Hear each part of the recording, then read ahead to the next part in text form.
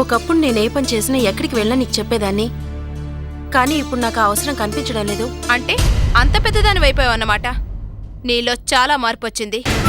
అసలే తన జీవన పయనంలో చావు బతుకుల మధ్య కొట్టుబిట్టాడుతున్న అవినాష్ నీ వల్ల ఆవేదనకు గురై ఇంకొంతకాలం బతకాల్సిన వాడు మనోక్షోభతో నేడో రేపో అనే పరిస్థితి ఏర్పడింది. మున్నీ కోసం నువ్వెంత తప్పిస్తున్నావో నేను అర్థం చేసుకోగలను. మున్నీకి తల్లిగా దగ్గరవ్వాలనుకోవటం తప్పేమీ కాదు.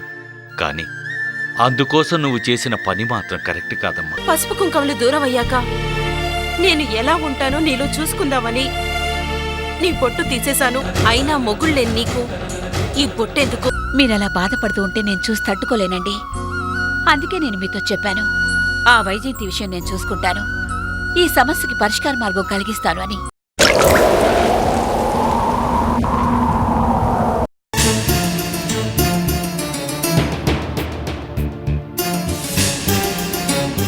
మొగుడి కోసమే బాధపడాల్సి వస్తే నేనొక్కదాన్నే కాదు మమ్మీ, నువ్వు కూడా బాధపడాల్సిన అవసరం ఉంది. ఎందుకంటే నీకు కూడా మొగుళ్ళేడు కాబట్టి. నా శత్రువు నా మొగుడు కాదు, నువ్వు నా శత్రువువి. ఎలాగో నా పసుపు కుంకములు దూరం చేద్దామనుకుంటున్నావు. పసుపు కుంకములు దూరం అయ్యాక నేను ఎలా ఉంటానో నీలో చూసుకుందామని నీ బొట్టు తీసేశాను.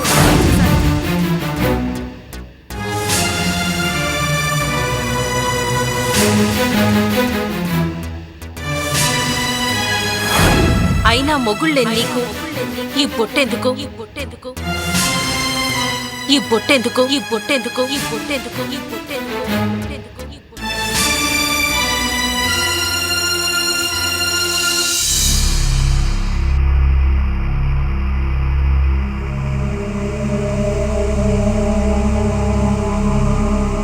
హలో, ఎవరు మాట్లాడేది? నేనంటే నా గొంతు కూడా గుర్తుపట్టలేకపోతున్నావు. ఉదయం లేచిన దగ్గర నుంచి పడుకునే వరకు ఎన్నో కాల్స్ వస్తుంటాయి. ఎంతో మంది ఫోన్ చేస్తుంటారు. ఎంతమంది నన్ను గుర్తుపెట్టుకోమంటారు? ఇంతకీ మీరెవరు? నేను రాజేంద్రని మాట్లాడుతున్నాను. ఓ రాజేంద్ర, ఏంటి ఈ టైంలో ఫోన్ చేశావు? నిద్ర పట్టడం లేదా? అవునులే, ఇంకెలా నిద్ర పడుతుంది నీకు? రేపో మాపో కూతురు అల్లుడు జైలు పాలు కాబోతున్నారు కదా. అయినా ఎదుటి వాళ్ళను మోసం చేయటం, బాధ పెట్టడం అలవాటైన నీకు ఈ బాధను తట్టుకోవటం పెద్ద కష్టమేమీ కాదనుకుంటా. నువ్వు నన్ను అపార్థం చేసుకున్నావు. నేను 10 మందికి మంచి చేయాలనుకుంటానే గాని ఏ రోజు ఎవ్వరికీ ద్రోహం చేయాలనుకోలేదు. అసలు ఆ రోజు ఏం జరిగిందంటే... నో, నువ్వేం చెప్పొద్దు. 20 సంవత్సరాల మన గతాన్ని మళ్ళీ నాకు గుర్తు చేయొద్దు. దాన్నొక పీడకల అనుకుని నన్ను మర్చిపోనివ్వు. ఇంతకీ నువ్వెందుకు ఫోన్ చేశావో చెప్పు. వైజయంతి, నువ్వు నా మీద కోపంతో అనవసరంగా అవినాష్ని కేసులో ఇరికిస్తున్నావు. అవినాష్కి ఏదన్నా జరిగితే మున్ని తండ్రి ప్రేమకు దూరం అవుతుంది. అచ్చా,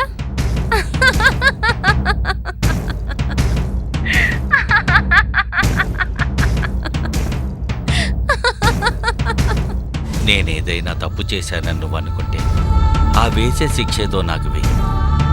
నేనే శిక్షనైనా అనుభవించడానికి సిద్ధంగా ఉంది. కానీ అవినాష్ని మున్నీని వేరు చెయ్యొద్దు. అందుకు నన్ను ఏం చెయ్యమన్నా చేస్తాను. నీతో పోటీ పడే ఓపిక నాకు లేదు. నువ్వే గెలిచావు. దయచేసి కేసు విత్డ్రా చేసుకో. ప్లీజ్ విజయ్, నా మాట విను. Shut up. Don't call me Vijju.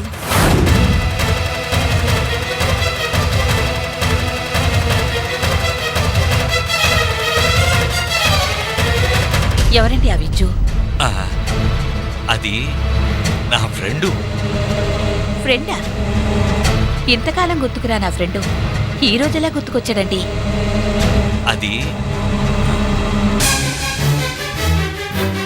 అంటే నీ ఉద్దేశం ఏంటి? నేనేదో అర్ధరాత్రి పూట ఫోన్ చేసి నా గర్ల్ ఫ్రెండ్స్తో సీక్రెట్స్ మాట్లాడుతున్నానా? చచ్చా, నేనలా అనలేదండి. ఇన్ని రోజులు గుర్తుకురా నా ఫ్రెండు ఈ రోజెందుకు గుర్తుకొచ్చాడా అని. అది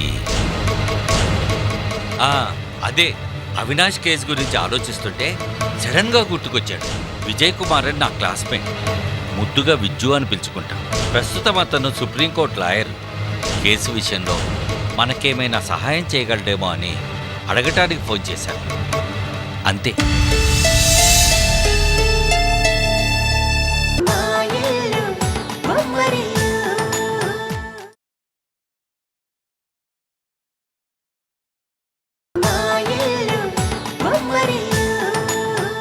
అవినాష్ కేసు గురించి ఆలోచిస్తుంటే సడన్ గా గుర్తుకొచ్చాడు. విజయ్ కుమార్ అని నా క్లాస్మేట్. ముద్దుగా విజ్జు అని పిలుచుకుంటాం. ప్రస్తుతం అతను సుప్రీంకోర్టు లాయర్. కేసు విషయంలో మనకేమైనా సహాయం చేయగలడేమో అని అడగటానికి ఫోన్ చేశాను. అంతే.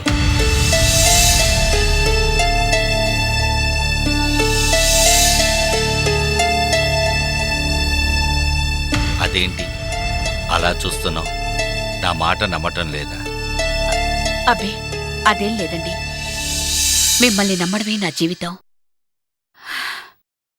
ఇప్పటికే బాగా ఆలస్యమైంది. రండి పడుకుందురు గాని.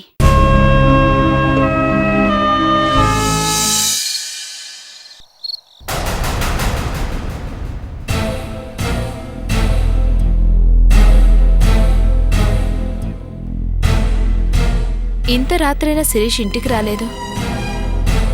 ఎక్కడికెళ్ళుంటుందబ్బా?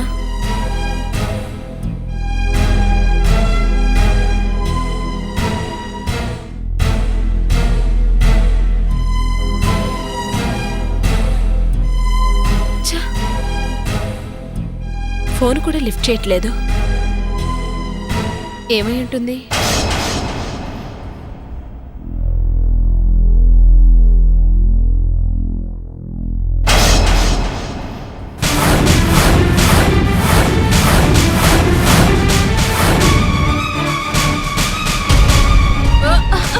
శిరీష, ఏంటిది?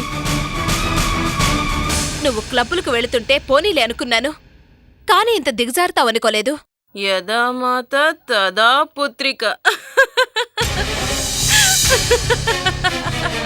తెలుగు బాగా మాట్లాడుతున్నాను కదా మమ్మీ.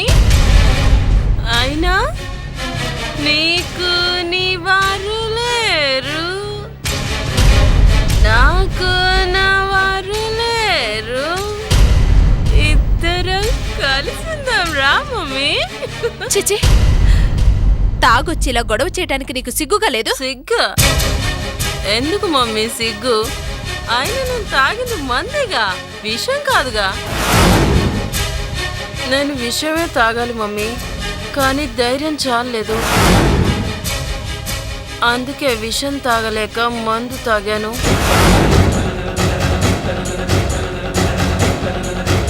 ఏ జన్మలో ఏ పాపం చేశాను? నీకు కూతురుగా పుట్టాను. దేవుళ్ళంటే అవినాష్కి మనశ్శాంతి లేకుండా చేసి ఇంకో జన్మకు సరిపడా పాపం మూట కట్టుకున్నాను.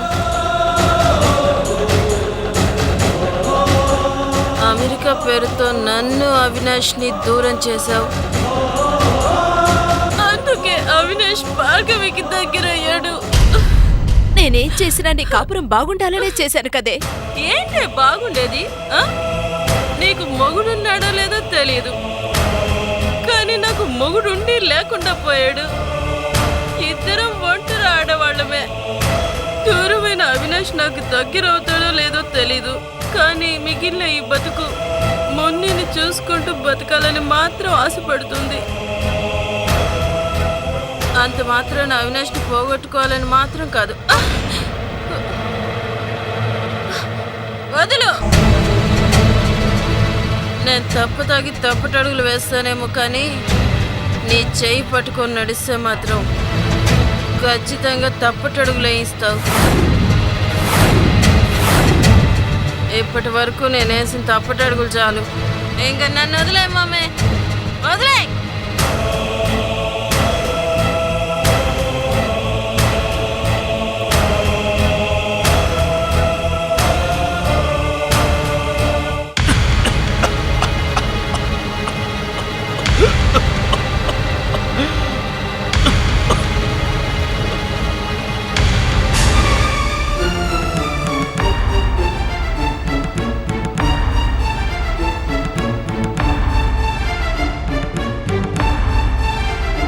కోర్టులో నిరుపేదలైనా కోటీశ్వర్లైనా శిక్ష వేయటానికి వెనకాడరు కదూ.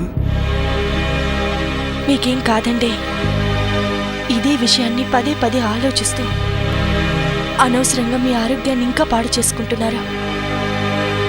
ముందు మీరు ఈ ఆలోచనలు మాని ప్రశాంతంగా పడుకోండి. ఎలా నిద్రపడుతుంది? ఇంకొంతకాలానికి శాశ్వతంగా నిద్రపోవాల్సిన వాడినే కదా.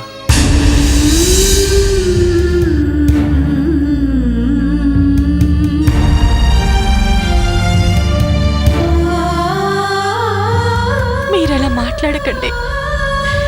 మాకు ధైర్యం చెప్పాల్సిన మీరే అధైర్యపడితే ఇంకా మా పరిస్థితి ఏంటి?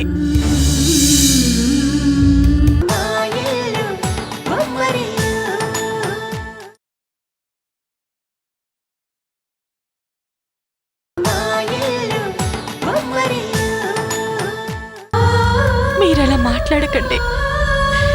మాకు ధైర్యం చెప్పాల్సిన మీరే అధైర్యపడితే ఇంకా మా పరిస్థితి ఏంటి? అనుక్షణం మిమ్మల్ని కలవరించే మున్ని పరిస్థితి ఏంటి? మీ మాటలు మున్ని వింటే తట్టుకోలేదు. నా మీద మీకెందుకింత జాలి? నేనే కాదు, నా పరిస్థితిలో మీ అమ్మే ఉన్నా మిమ్మల్ని ఇలాగే చూసుకునేది. మీకేం కాదండి. నేను నమ్మిన ఆ దేవుడు నాకెప్పుడు అన్యాయం చేయడు.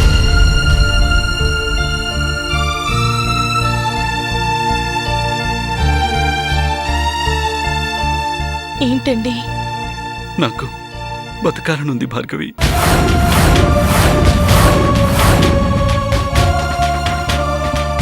చావాలని లేదు.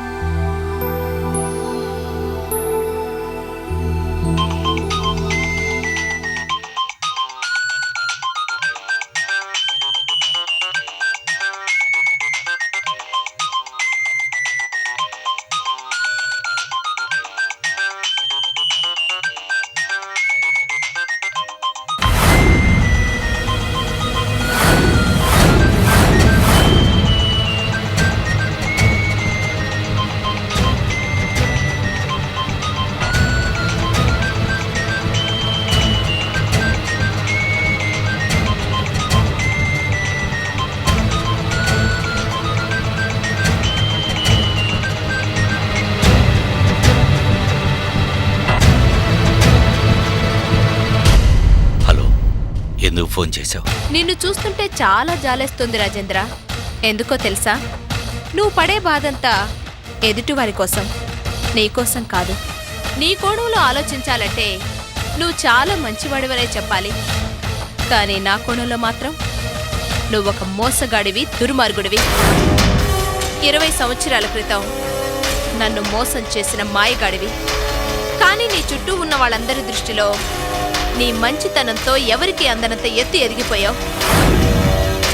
అయినా నిన్ను నేను క్షమించలేకపోతున్నాను రాజేంద్ర. ఎందుకో తెలుసా? నీ వల్ల చివరికి నా కన్న కూతురికి కూడా దూరమయ్యే పరిస్థితి ఏర్పడింది. అది నన్ను ఒక శత్రువులా చూస్తోంది. నువ్వంటే నాకింత కోపం ఉన్నా నువ్వు మొన్న ఫోన్ చేసినప్పటి నుండి నాకు తెలియకుండానే ఎక్కడో నిన్ను క్షమించాలనే చిన్న ఆశ మొదలైంది. అందుకే నేను క్షమించాలనుకుంటున్నాను. అయితే ఒక షరతు. నువ్వు దేనికైనా సిద్ధపడతాను, ఏదైనా చేస్తాను అనుకుంటే రేపు నా దగ్గరికి రా. అవినాష్పై వేసిన కేసు విత్డ్రా చేసుకుంటానంటే, మున్నిని అవినాష్కే వదిలేస్తానంటే నువ్వు చెప్పిన ఏ పనైనా చేయటానికి సిద్ధంగా ఉన్నా. ఏ పనైనా చేస్తావా? చేస్తాను.